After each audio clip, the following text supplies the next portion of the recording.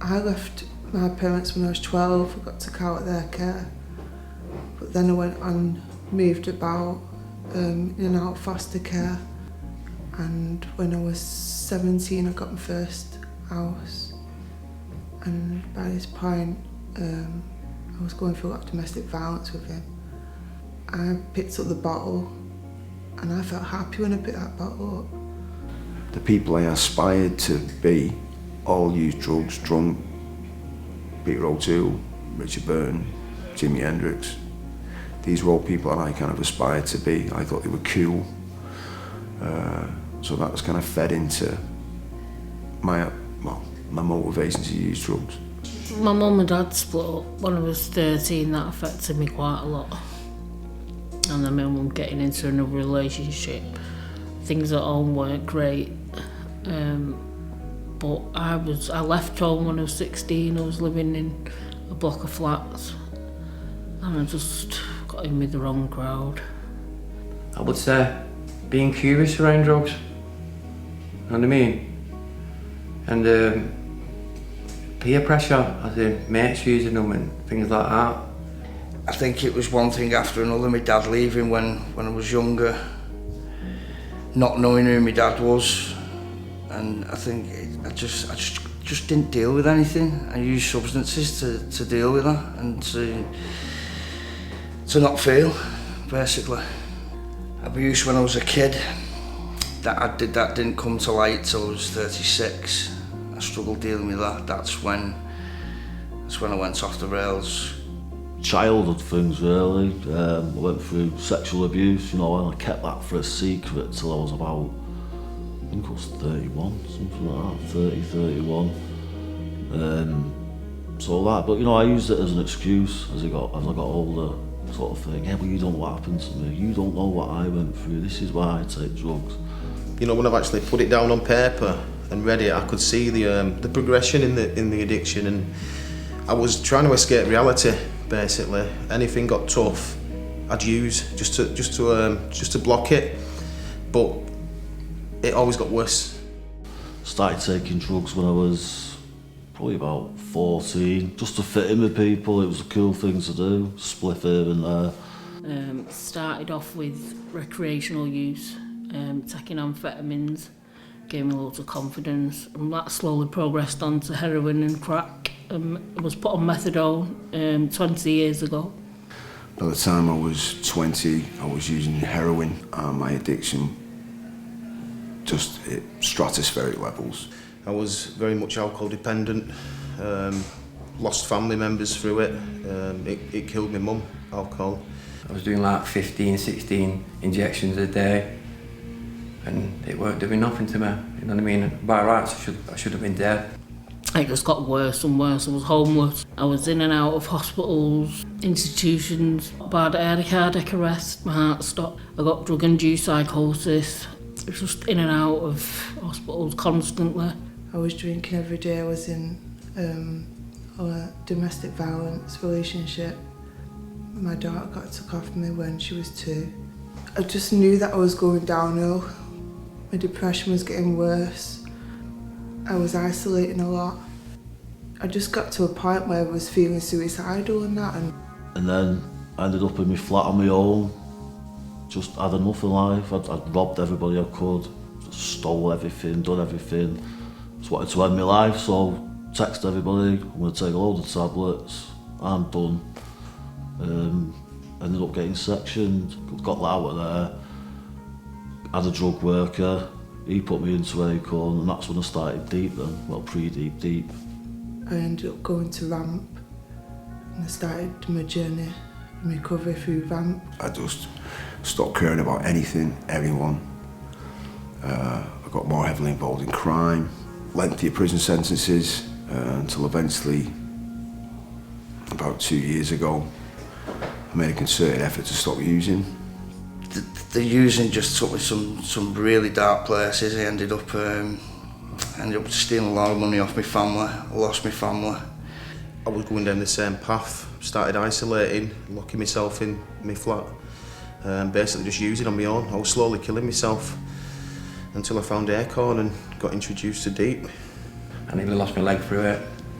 But it took me till I had to sit up in a cell in Forest Bank. I realised what I lost. Eventually got released from prison in February this year, and I wanted to do something which would not only just address my substance use, but explore why I used. And then one thing that someone said to me, you need to change, and it sort of hit home. I couldn't carry on doing what I was doing, so I got into a detox centre. Did the detox, but I knew I needed to deal with what was going on in my life, what had happened in my life. And someone suggested me to try the Deep project, and so I did. If you had to describe Deep to somebody else, I'd describe it as an exploration of yourself and your relationships with other people. Difficult, hard at times, emotional.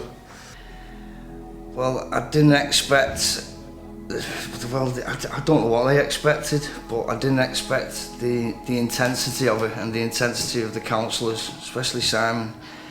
It's like he knows what's going on in your head.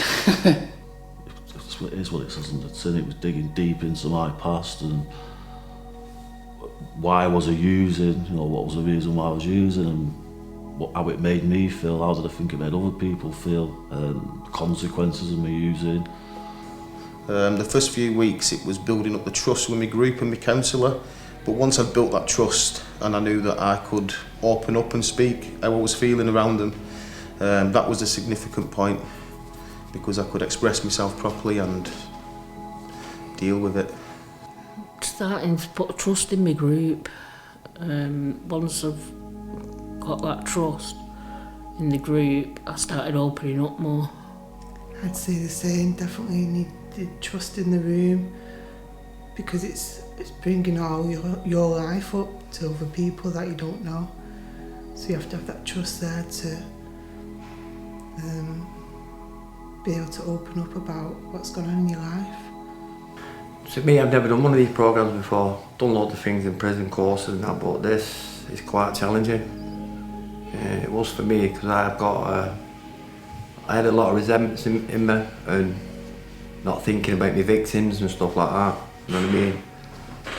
Most of the hardest part, would say for me, was I had write letters from my daughter to me, explaining what she's seen, and she's seen some disgusting things, and that's when it broke me. As in seeing your daughter's photographs on the floor, and then having to read a letter, knowing full well in your head what you'd done and what she'd seen. Probably reading my life story and listening to other people's life story and what they've gone through and what other people actually brought about their lives, especially with my own as well, and the similarities of other people in the group. That was, I could identify with a lot of a couple of the people in the group, and it was the feeling that I wasn't on my own in what I was going through. Going into a room full of 8 strangers and having to be open and honest and walking out with 8 friends. So yeah, that's been the most significant part, being able to open up and watch other people develop. Obviously you don't see yourself develop. I know there's been signs that have developed, but seeing other people grow, that is massive. That is massive. Everybody says the life story, but it wasn't for me, because I missed things out in my life story which I couldn't really repeat, but I had to have a word with my counsellor because of certain things, certain crimes I'd done, and they weren't nice. To actually read about what I took part in and witness to, was bad. It was really bad. But I never gave them a second thought until Steve Cross said, bring it up. We did a eulogy, and for years I picked my death song years ago, and then we did this eulogy, and I was last, and I could see other people crying and all that, and I was upset for them, and then it comes to me, and I'd done it off It was my sister and my niece, I think it was. Yeah, my sister and my nieces. I stood up and I couldn't do it. And I think it was Steve Cross said, how do you think your sister or your niece will feel when they've got to stand there and say that? So probably that was a point there where I started to think, this is serious. I've got it. It's life or death for me. Most important piece of work that I did was a letter to my son that passed away, caught death.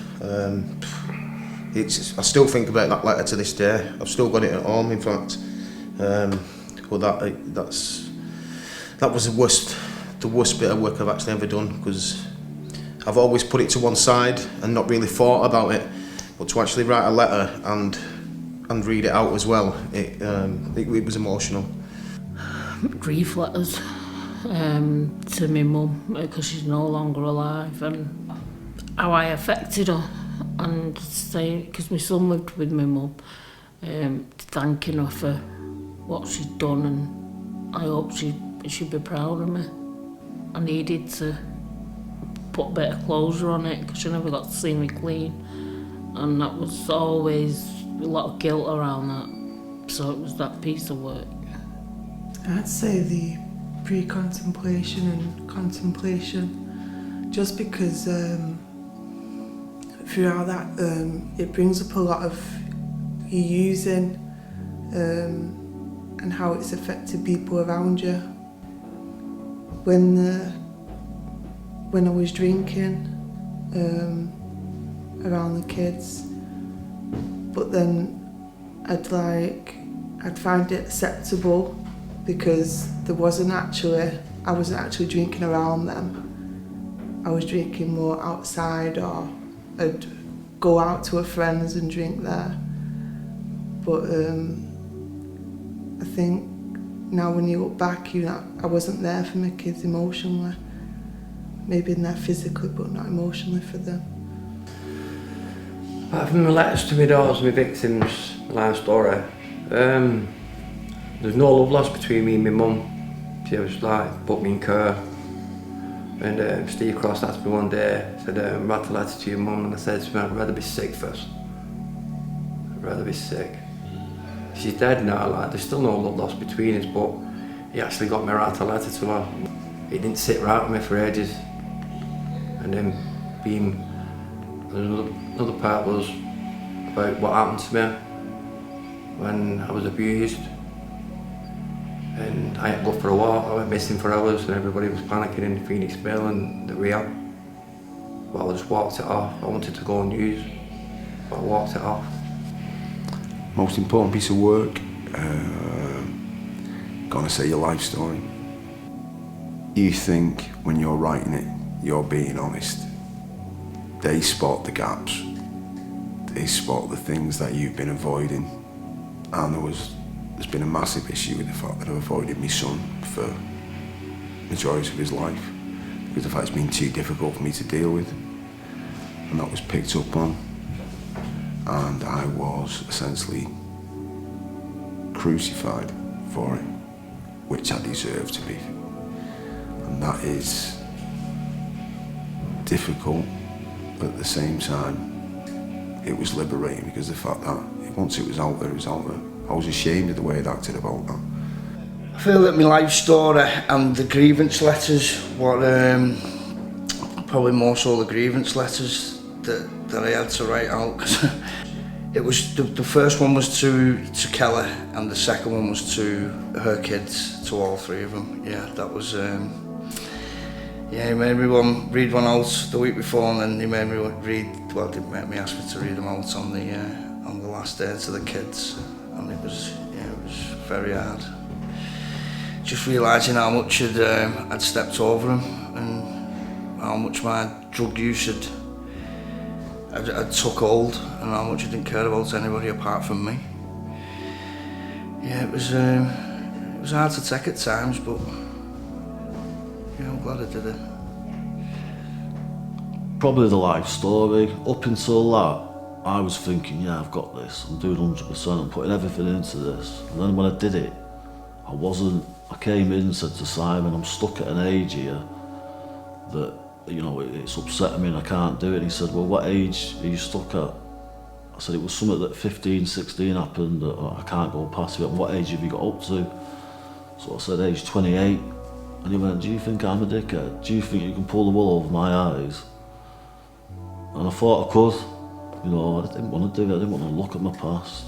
So, lying to him, but then I realised that I've got to do it, you know, it's something I need to do. So after sitting down with Simon and going through that, then I started to look at myself and change some of my behaviours, you know, so probably that piece of work really. Can you identify some benefits and positives since completing Deep this time? My family are more at peace. I live with my dad. He's 72 now and he's not well, he's got severe COPD and he's never had any peace with me until now, and he's sleeping better and I can just see it on his face how proud he looks. And my son's slowly I'm gaining his trust. I know it's going to take a long time, but I'm willing to wait because he's waited for me for 22 years. I'd say the benefits are definitely being able to go out with the kids, spend time with them, take them on trips out, create happy memories for them to look back on when they're older. I can talk to people instead of lying and being deceitful. You know, I can be me, and it's nice to be able to do that, to not have to keep lying about what I'm doing, where I am. I can answer the phone. Well, before I never used to even answer the phone. I'd see it, I'd be like, oh, they're just going to have a go at me. I can do that now, you know, and I'm having proper conversations with people about proper stuff. It's good when I go back down Wigan at weekends sometimes, and I go back down and say a lot of sorries to people, you know what I mean?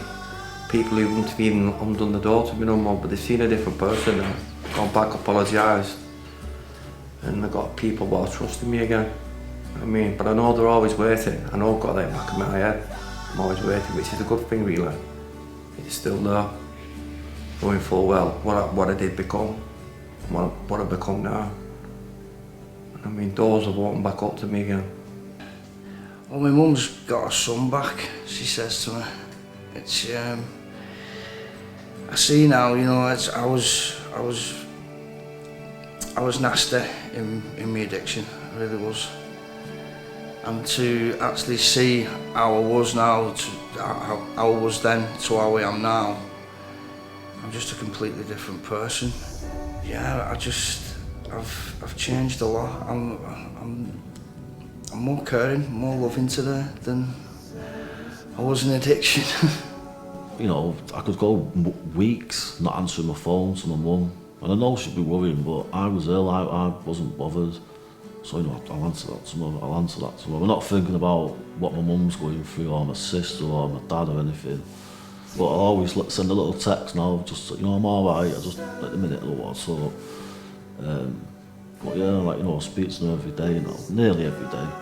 When I stopped taking drugs, I was overwhelmed with like all these emotions that I've been suppressing. That was difficult at first. You'd naturally assume it's going to be this kind of empowering thing, and it is to an extent, but it's also massively painful because you're aware, you become aware of the damage you've been done. But it's also given me a more proactive approach. What I value my future. I want a career, and like I've got loads of things in the pipeline, courses that I'm doing. I want to be a support worker for young teenagers who self-harm, and all that's starting to happen now, which I never thought was ever possible. I'd say staying clean is definitely important to me. I want a happy family. I want my own family to be all happy, and the only way they're going to be happy is for me being clean. So, there's more to life than drugs and drink. You know, I'm clean today and I'm enjoying my life more now than I ever done, and I'm doing it clean and sober. You know, I'm getting my family back gradually. You know what I mean? I know that's going to take time, but yeah, I'm enjoying life. I'm just embracing life and the changes that I've actually made. That I can enjoy life without drugs. I can be myself, can be a dad again, have relationships again, not have got lie to anybody, and find new friends. Friends I would have never had before. You know, always be honest with people. How you feeling? Don't bottle stuff up. Because I was good at that when I was in addiction. I'd bottle stuff up, and eventually it would explode, and it'd get me into trouble. But I've learned talk to people. There's people around me to help me. You know. Talk. It's more powerful to you've got talk. If I feel low or I feel like using, drinking, which I do, I now know what I need to do. I can't get complacent. I know for a fact I can't. I've just got to look out for my behaviours. If they start changing a little bit, I know it's not good. I know I need to talk. So yeah, talking. You know, talking basically. I came into it underestimating how much it was going to do for me, this programme. I walked out realising it's changed me completely. What's the greatest compliment anybody who's ever paid you, Lizzie? My counsellor, Simon, called me a hero. My partner at home telling me that he loves me and to keep up the work. Nicole saying that she got her dad back. Proud of me. They love me. My daughter turning around and saying that she's proud of me. Probably that they're proud of me. My mum's saying that she's proud of me. I'd like to thank Tracy Parkin, Judy Sutton, my care manager, Simon, my counsellor, Thomas, my son, and my dad, and my family. I love you all. Steve Dodd, Darren Hill. I'd like to thank my family, my children, Tamika Jaden, Soraya, and my partner. First person I have to thank in all this was Nicky Rainford, my recovery worker in Forest Bank. The next one is Nicole and Aliona. They've got the dad back. Darren and Wigan and Alice. Thank you for letting me back in your life. And Baza. I'd like to thank my sisters for being supportive throughout all this, my brother and my children for standing by me while I go through all this. First of all, I'd like to thank Nicola Liddle, my recovery worker at Forest Bank. I'd like to thank Simon, the counsellor, my daughter for her unconditional love and support, and my son for allowing me to get back into his life. I'd like to thank my mum, Jo, my counsellor John. I'd like to thank my dad, but he probably will never see this, but I would. And just everyone who's helped me along the way, including Simon, Steve. I thank you, my family, for being there all those years when I've not been there. Simon, my counsellor, he's brilliant. Hated him at first, he's alright now. Just everybody in Acorn and in the services have done a brilliant job. If it weren't for them, I don't think I'd be here now.